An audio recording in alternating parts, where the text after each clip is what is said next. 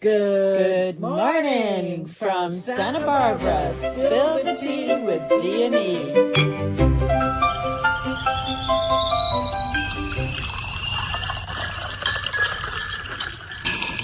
Hey there, morning. Good morning.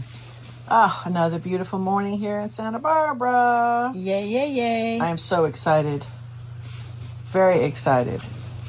Well, first of all, I'm excited to be able to do this every single day with my best friend, Dominique Hackett. Yay. Dittos.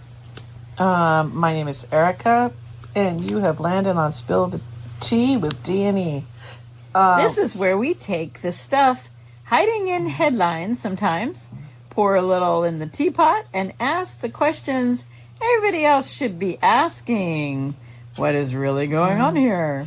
I just feel this gigantic deja vu right now because finally, we've been talking about this on Teen Sports Radio for 16 years on how bad the ultra-processed foods and are for our teens. Oh, God, athletes and, the increase in diabetes and all the childhood illnesses, and the obesity rate has exploded in this country. I mean, it's just disgusting. So let's crack into it.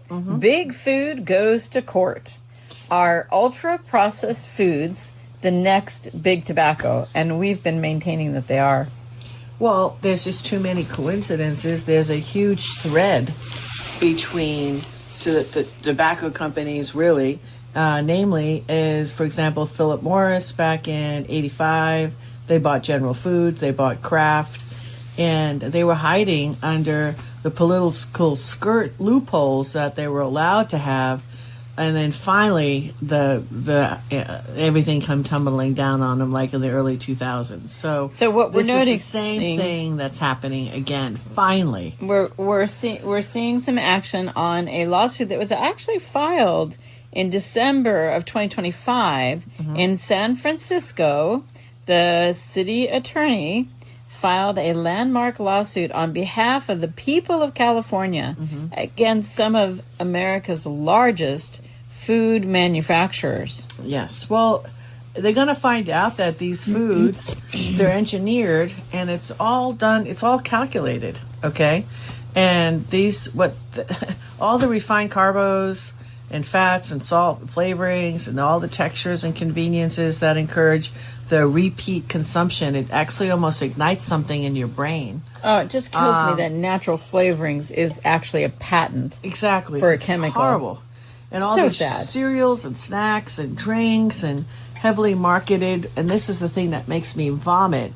It's just so marketed to our kids. We don't do this in hundreds of other countries in the world. Our stuff isn't even allowed to enter their borders. Yeah. So San crazy. Francisco alleges that these companies helped create a public health crisis by manufacturing and marketing ultra-processed foods that were allegedly designed to encourage overconsumption and then marketed in deceptive ways. So we've got a couple of things going on here.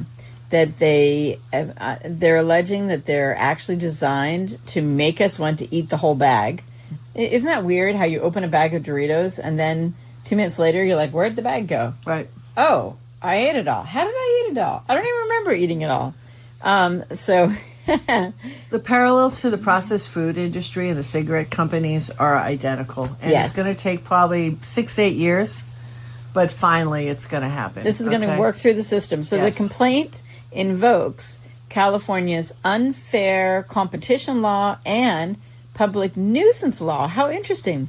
San Francisco wants, among other things, to restrict the allegedly deceptive practices, have corrective measures, have civil penalties, and money connected with the public cost associated with this alleged harm. Yeah, it's going to be interesting because, if you do a deeper dive, you and I just love to follow that money.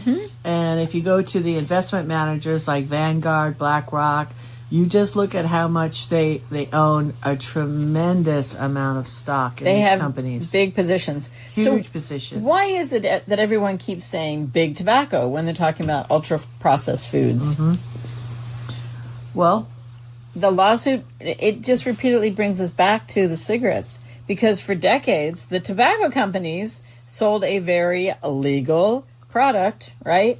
I mean, people knew cigarettes weren't, you weren't eating broccoli, but tobacco litigation changed dramatically when the argument became, what did the companies know? Right. When did they know it? Mm-hmm. How were the products designed?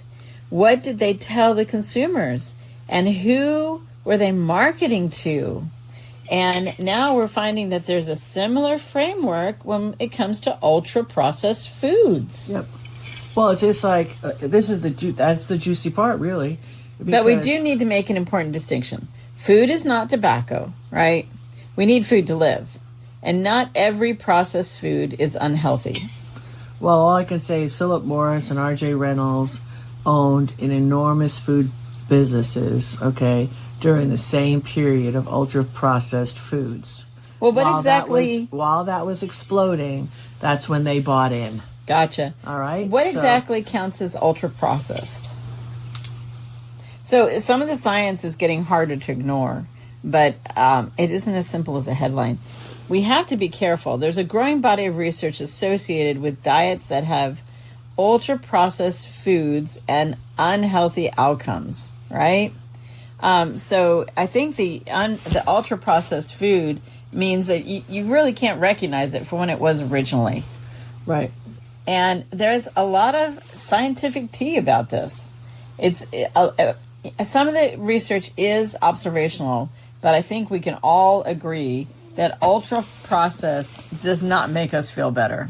God, no. I mean, I get foggy head. It's like I have a UTI when I eat some processed food, because now our systems are so clear because we just farm to table kind of family. We don't go out to eat. I don't feel good. The last time we went out to a big meal and I dropped a lot of money for lunch, inviting a lot of people, it was a Mexican thing. The next day I couldn't make a fist. Yeah. And I had to do some deep dive on it. And then I had to call the restaurant. There was a lot of MSG. Yes. And so you have a sensitivity to MSG. Super. I'm allergic to it. Which is considered an ingredient seasoning. I was just whatever, floored. So now I have to super, super pay attention to what I put in my body. And that whole thing about your body being your temple, I mean, you get woke up when, you have... something drastic happens. Yes. Yeah. Okay. Yeah. And I almost died. So now I'm definitely in a new phase of life. And I don't have a problem sharing it with people because it's just really important. You can modify the way you spend your money. The way we do it, you can afford to have all of the organics that you want because you just buy what you need that day. Yeah. So we throw away so much less stuff because we're eating it right away. Yes, we're eating it right away, and we stay away from the Costco's. We're cooking smaller quantities, and we're not, like you say, when we walk in, it's like basket maybe. Right. But it's just a couple of things that we need. And then we support our local farmers with the CSA program. Yeah. So when people researched this, what was happening is the people were eating the ultra-processed diet, and they were spontaneously putting on more calories, right? Eating more calories and gaining weight. Right. Compared with the minimally processed diet. Exactly. So this debate is still evolving, but research is out. Is it sugar? Is it the fat, salt, calories, chemicals? What is it? A combination of all of it. But this is the thing, is the first big personal injury case. Finally, thank you, by the grace of God. Thank you, the Trump administration. Thank you, Kennedy. Thank you, everybody that's been involved. Thank you, San Francisco. Thank you, San Francisco. That the shoe is finally dropped. And hey, this might be until 2030 before something gets cracked, but changes are going to have to be made. We can see it now in the grocery store. You could actually buy avocado oil. Tallow is back. Restaurants are starting to use tallow instead of seed oil. So yes. It's a slow change, but there is a change. There are other cases in other states. Pennsylvania has a case that started in 2024. Mm-hmm. A gentleman is basically accusing the food industry for his developing type 2 diabetes. Yep. Finally. Yep. So the whole thing is this is the thing. I causation. could have somebody come on my property, and I have this very vicious, mean dog, because I don't post as a very vicious, mean dog on my property. I could be culpable, or percentage. I wouldn't get as much if my dog, in protecting the property, does something to the person. He can be defensive. Well, I didn't see a sign. There's no. Right. I had no knowledge that. So there we was a have, dog. even though we have a sweet dog, we do have signs on our door, and we say, "Beware of dog." Right. Anyway. Yes. So, but that's the point is this. The Yes. point is this, not the labels and identifying and then doing. It's so easy because you have the ability now of going right to a PubMed report. Yes. Yeah, eat this, and this is what the PubMed report. You have to have full transparency. Yes. Okay, and it's so easy to put your phone up to something today and go right to the website. So it's going to be interesting whether the courts are going to side on the side of big corporations, or they're going to side on the side of individuals. So we're going to watch, right? And the San Francisco case may be very different because the government plaintiff doesn't necessarily have to tell the jury, oh, well, you know, this fellow ate this particular cereal 427 times and has therefore developed that particular illness. The cause and effect. San Francisco's theory focuses a lot heavier on the alleged deceptive marketing, Right. public nuisance, Yeah. corporate conduct, public health costs. So it's a little bit different than any of the other court cases that have come out. Well, you there. have to find. They just found a cat door. That's all. They just Yeah. they're going through that cat door. Not saying that there aren't going to be other cat doors. And we have an administration now that is allowing the cat doors. And I'm just saying it would help. I'm hoping and praying that we get another 4 more years of this kind of mindset, because then we can make some big changes. We could. So what's coming down the pipe? So hopefully that would be kind of cool.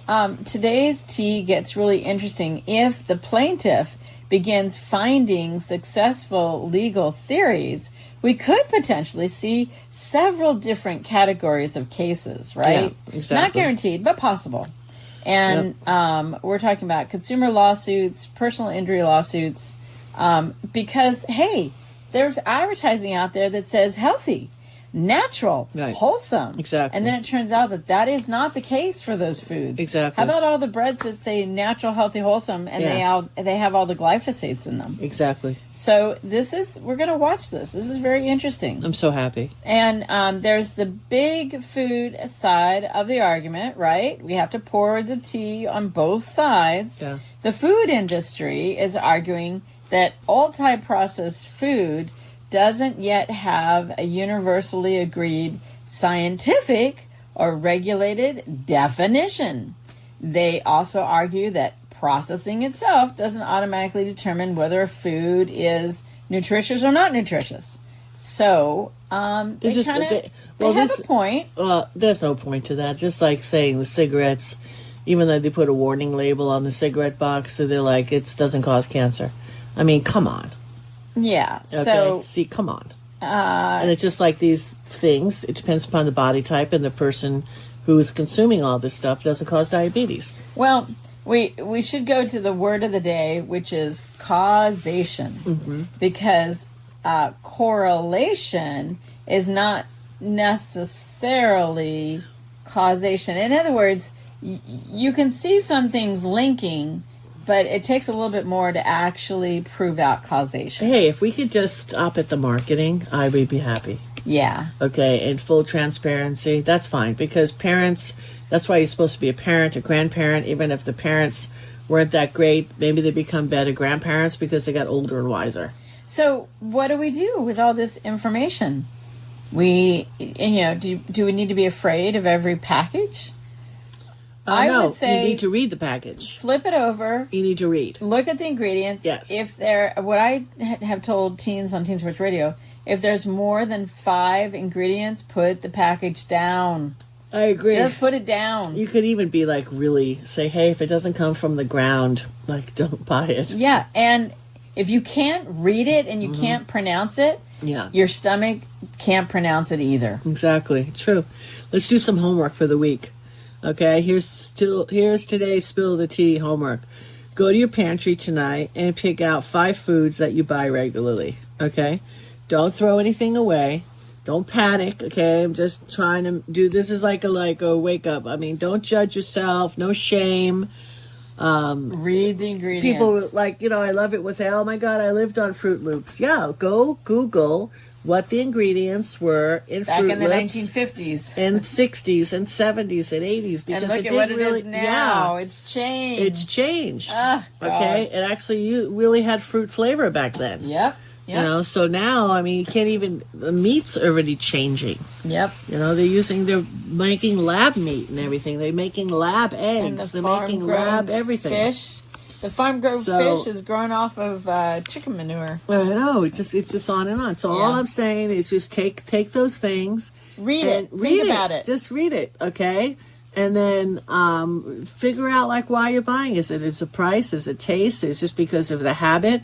I mean, we just found this out just on our local bread. We've been buying bread for years. We all think that it's all the best bread. We make our own bread. And then we saw the glyphosate. We did a whole show on that. And we didn't know, but our bread companies got bought out by other companies. Yes, I did not know that it had been bought out. We didn't know that. There's nothing on the label. Anytime there's a changing of the guard, what do? They just shove chemicals at it. They usually change where they're getting the ingredients from. Yep. And that's what happens. Yeah. So just I want to have a tea toast on this, but I just want to have everybody recognize what they're doing in their pantry, and maybe we can find some substitutes to those things that you like. That's what we've really done. Yeah. Our cereals have all been substituted. Everything's been substituted. Yeah. We're trying to find a healthy alternative. Exactly. Yep. That's it. So, anyways, we appreciate the love and the support. You have a toast, Dominique? I do. I'm going to toast to everybody who takes the time to read the ingredients. Nice.